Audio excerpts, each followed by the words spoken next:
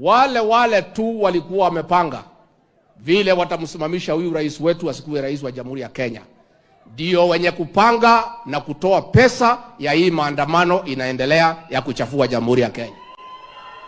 Na sisi tungetaka tuwaambie, kama mlijaribu kumzuia rais, mkiwa na mamlaka, mkiwa na pesa, mkiwa na polisi, mkiwa na machifu, Mungu akakataa, saa hii mko msituni, mtamsumbua huyu rais na njia gani? Kwa hivyo rais, we want to encourage you to stay focused to serve the people of Kenya. Na ningetaka kusema ya kwamba huyu rais wetu na serikali yake hawezi kubalia watu kuchafua amani na kuharibu mali ya Wakenya. Na tungetaka kuhakikishia officers wetu wa polisi, na tungetaka kuambia hii watu ya mtandao wawache kueneza uvumi. Juzi wametafuta clip ya zamani ya waziri wetu wa usalama akiongea huko Isibania, akiongelelea jambo ilikuwa huko ya polisi kutumia nguvu mambo kidogo.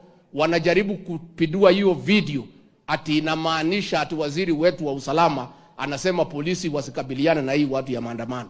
Ningetaka kuambia hiyo ni porojo. Our Minister of Internal and Interior is focused, and our police officers should apply the law and apprehend offenders irrespective of their status in society. Wewe ukienda kutoa fujo kesho utakamatwa.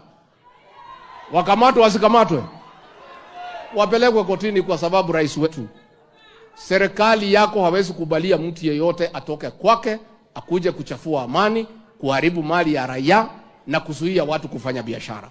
Kwa hivyo tungetaka kusema, all our officers, you have the law behind you. Can you apply the law and deal with anybody who is breaking the law in accordance with the laws of Kenya, in accordance with the Penal Code, the CPC and the Evidence Act.